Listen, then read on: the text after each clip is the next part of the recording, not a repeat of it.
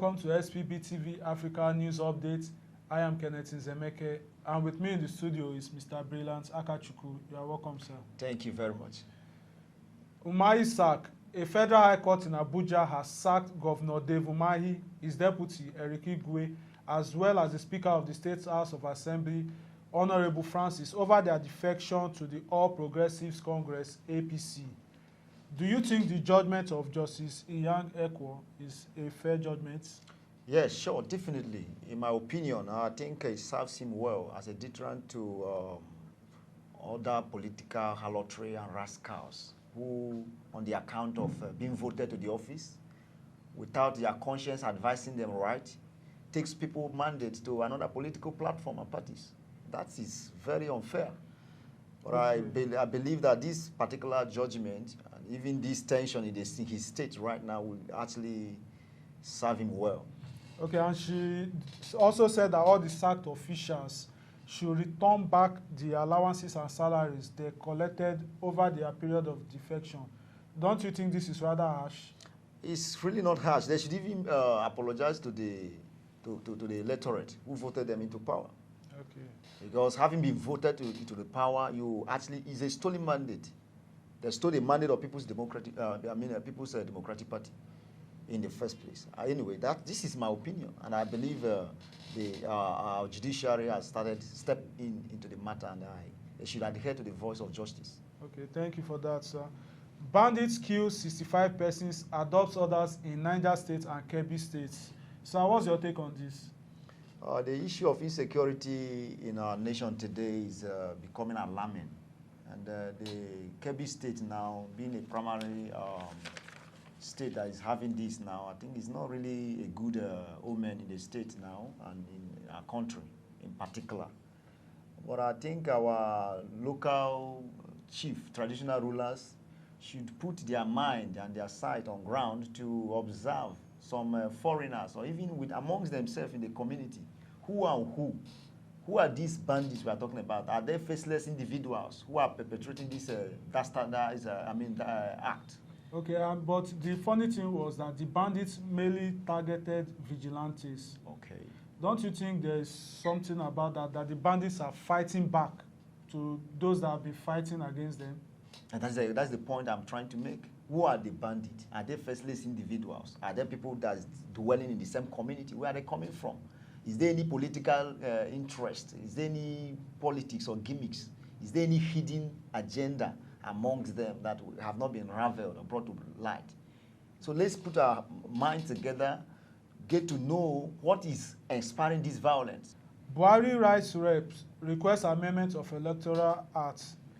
Yesterday, President Buhari wrote to the House of Representatives seeking amendment to the Electoral Act, which he recently assented to. He is specifically requesting that any appointee of government seeking to run for political office must resign 30 days before convention of any political party. Do you think this will promote a sound electoral system? Yeah, to a reasonable extent it will. But I think, in my observation, I think there are three arms of government: the legislatures, the executive, which Mr. President himself is the number one there, so, and the judiciary. So I believe these three arms of government should have their say in this when it comes to a constitutional crisis like this.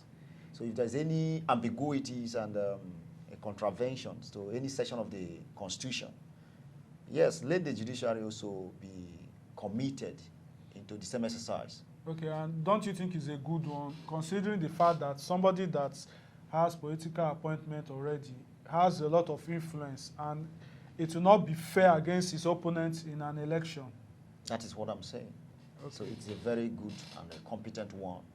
But let's see that the whole process is not jeopardized at the interest of any political motives. Okay. Yeah. ASU strike, protesting students barricade Lagos-Ibadan expressway, carpet FG. Motorists and commuters were stranded yesterday, Tuesday, along the Lagos-Ibadan expressway as students came out to protest. They are protesting the ASU strike as well as the present fuel scarcity in our country. Do you think this will finally get the federal government attention, or the federal government to continue to play deaf to their plight?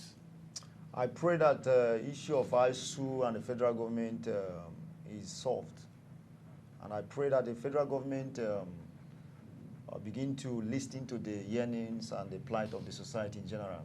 Because as the saying goes, when two elephants fight, the grass suffers.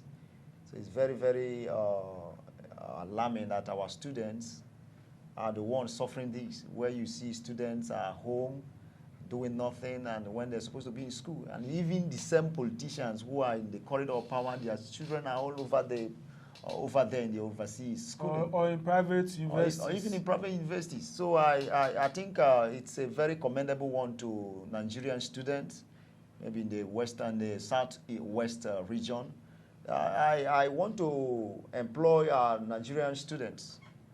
They should take their own decision. Take their own destiny in their hands. Let them protest, but however, in a very civil, orderly manner, so that the government should listen, and government should also listen to them. Okay. And I do mind is the devil's workshop. That is exactly. We have a lot of challenges in our countries, like security challenges, and youth being restive. So this ASU strike will also contribute to the problems in our country. We all saw what happened during the NSAS protests and all of that. I believe during that period, I think students were also at home. Yes, they were at home. So I want to plead to the federal government to do the needful, and all hands must come to the desk, so we'll be able to resolve and come to a conclusive end of this whole matter. Reps knock FEMA over deplorable roads and crashes. The House of Representatives have resolved to investigate FEMA, the Federal Road Maintenance Agency, over the bad roads in our country, which has led to deaths and accidents across the whole country. Do you think this is coming late, or because we are going through an election year, that's why this is coming up? It's really, really, really bad that an agency that is mandated with the responsibility of maintaining road. This road, even the same workers, the FEMA themselves, everybody, including if you're a politician, if you're a common man, if you're a rich, and everybody applies this road. And the House are actually angry because billions are being allocated to these people. I don't know, because these monies are allocated to this agency to maintain the road. The same road you apply the road, every other person applies this road. And you see these individuals in their own interest pocket this money, and we don't see the money allocated to this agency does not reflect in the efficiency and in the we are not seeing the results at all. Nothing. We don't see the results. Okay. I believe it's really coming at the very anyway. I would say it's coming at the right time, but thank God for the awakening now. But now I want to pray to the House of Rep.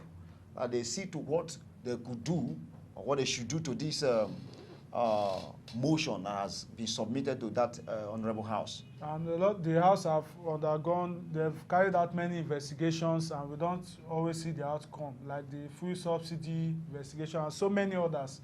So I think the House should this time let Nigerians see the result of these investigations. I hope so. Thank you, sir. Thank you, Mr. Brilliant Akachukwu, for joining us today. It's my pleasure. Thank you. That rounds up today's news update on XPBTV Africa. I am Kenneth Zemeke. Please do not forget to subscribe to our YouTube channels and follow us across all social media handles. Thanks for watching.